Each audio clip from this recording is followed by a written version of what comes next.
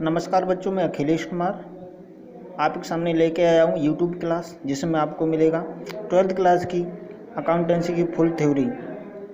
तो आज का जो हमारा टॉपिक है पहला, वो है ह्रास का लेखांकन, अर्थात ह्रास का अकाउंटिंग किस प्रकार करते हैं, इसके बारे में हम पूरी डिटेल थ्योरी देखेंगे। और ये 2021 जो हमारा बोर्ड एग्ज़ाम है उसके लिए मोस्ट इम्पॉर्टेंट थ्योरी है।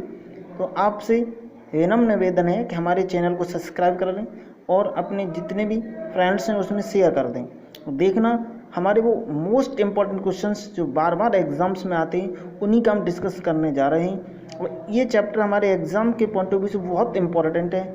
तो हमारे टेलीग्राम के चैनल को ज्वाइन जरूर कर लें, उसमें पूरे नोट्स आपको मिल जाएंगे और इन नोट्स को बहुत बारीकी से समझाया जाएगा। तो चलिए शुरू करते हैं। पहला हमारा क्वेश्चन है, ह्रास का अर्थ बताइए। ह्रास का अर्थ मोस्ट इम्पोर्टेंट, जितना इम्पोर्टेंट लगा पाओ उस पर इम्पोर्टेंट टिक लगा देना, हाईलाइट कर देना। अर्थ है जब किसी स्थायी संपत्ति के निरंतर प्रयोग से, टूट फूट से, घिसावट से, समय बीतने से, दुर्घटना होने से, नई आविष्कार आने से मूल्य में जो कमी होती है उसे ह्रास कहते हैं। ह्रास केवल स्थायी संपत्तियों पर लगता है। स्थायी संपत्ति में भूमि को शामिल नहीं किया जाता है।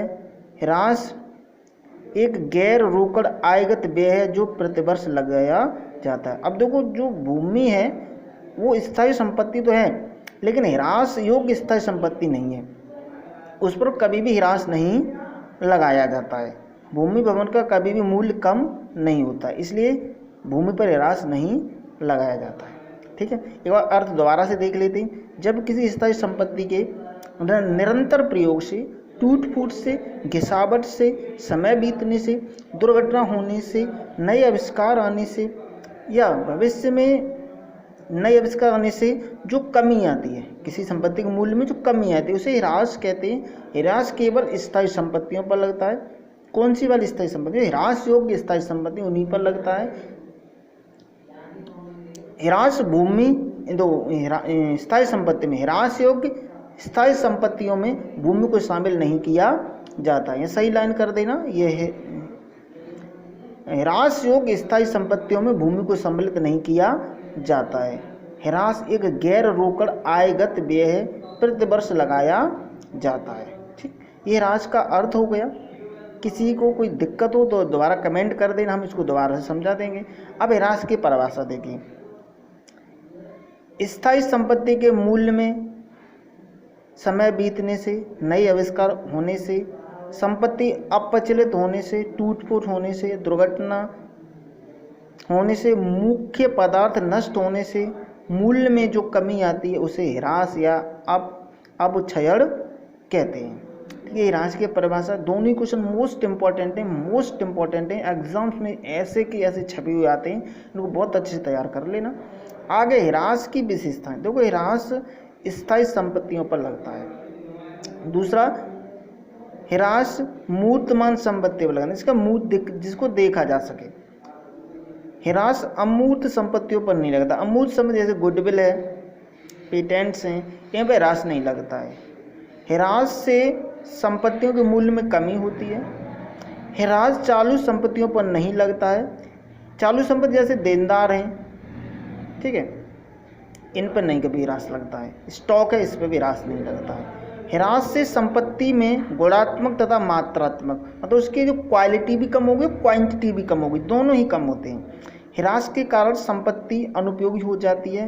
ह्रास निरंतर लगाया जाता है।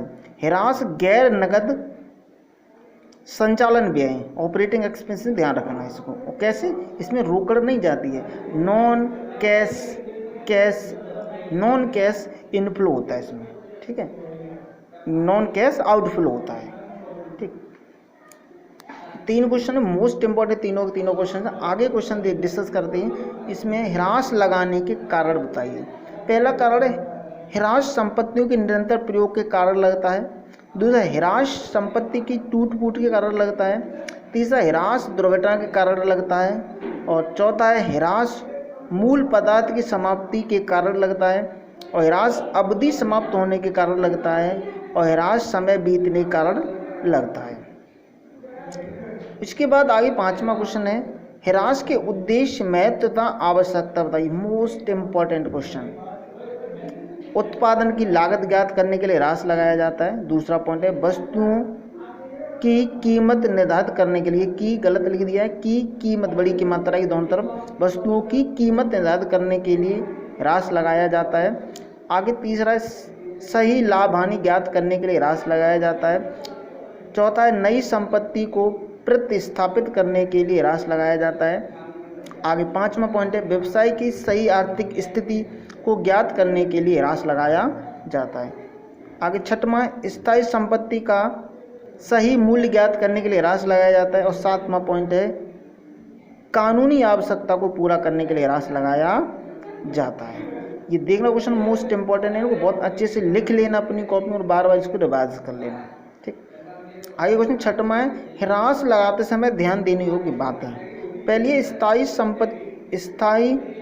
संपत्ति का लागत मूल्य, संपत्ति का अनुमानित जीवन काल, संपत्ति का अनुमानित अवशिष्ट मूल्य, संपत्ति की मरम्मत तथा नवीनीकरण, नई संपत्ति की प्रतिस्थापना, विनियोजित पूंजी पर ब्याज। विनियोजित पूंजी जितनी धनराशि से संपत्ति खरीदी गई उसका मूल्य ही विनियोजित पूंजी कहलाता है। और संपत्ति के किराए पर चुकाए गए प्रत्यक्ष व्यय और संपत्ति का पुस्तक तथा बाजार मूल्य। इतने सारे पॉइंट ह्रास लगाते समय ध्यान दिए जाते हैं। ठीक है, ये हमारा नोट्स है, ये हमारा 6वां क्वेश्चन। मैंने बोल दिया है कि ये हमारे टेलीग्राम चैनल है, उस चैनल को आप ज्वाइन कर लेना, उस पर पूरी नोट्स आपको मिल जाएंगे। आगे क्वेश्चन डिस्कस कर रहे थे इसी चैप्टर का। आगे क्वेश्चन है, देखो बहुत अच्छा क्वेश्चन है, ह्रास तथा अप्रचलन में अंतर। ये भी क्वेश्चन बहुत बार पूछा गया एग्जाम में। ह्रास संपत्तियों के लगातार प्रयोग से लगता है, जबकि अप्रचलन नए आविष्कार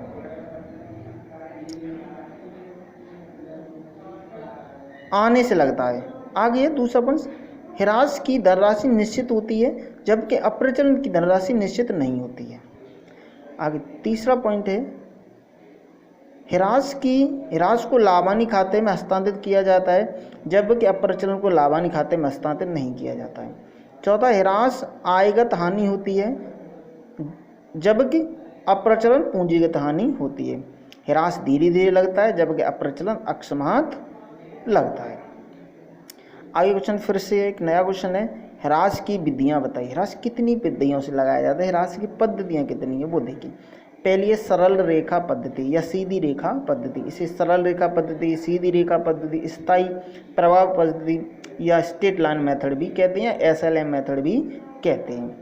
इसके बाद है ह्रासित शेष पद्धति, इसका नाम है घटती शेष पद्धति। ठीक है ना। और WDV पद्धति, रिटेन डाउन वैल्यू मेथड भी इसी का नाम है। आगे वार्षिक वृत्त पद्धति, शेंकिंग फंड पद्धति, बीमा पॉलिसी पद्धति, पुनर्मूल्यांकन पद्धति, मशीन घंटा पद्धति, दूरी पद्धति, गोलाकार पद्धति, उत्पादन इकाई प्रणाली और वैधानिक प्रणाली। इतनी सारी पद्धतियां हैं जिनके आधार पर ह्रास लगाया जाता है। इससे आगे का नेक्स्ट वीडियो में हम डिस्कस करेंगे। और ऐसे ही वीडियो अगर चाहते हैं आप तो हमारे चैनल को सब्सक्राइब कीजिए और शेयर कीजिए। जो भी बच्चे आपके फ्रेंड्स हैं या मिलने वाले हैं जो 12th एग्ज़ाम देने जा रहे हैं, उनके लिए आप ये हमारा वीडियो प्रेफर कर सकते हो। और ये गारंटेड, इससे बहुत ज़्यादा पेपर फंसेगा। कई सालों से हमारे नोट्स से 100% फंसते हैं, पूरे क्वेश्चन इसी से फंसने वाले हैं। इसलिए आपसे विनम्र निवेदन है, हमारे चैनल को बहुत ज़्यादा शेयर करें और चैनल को सब्सक्राइब जरूर करें और वीडियो को लाइक करें। Thank you.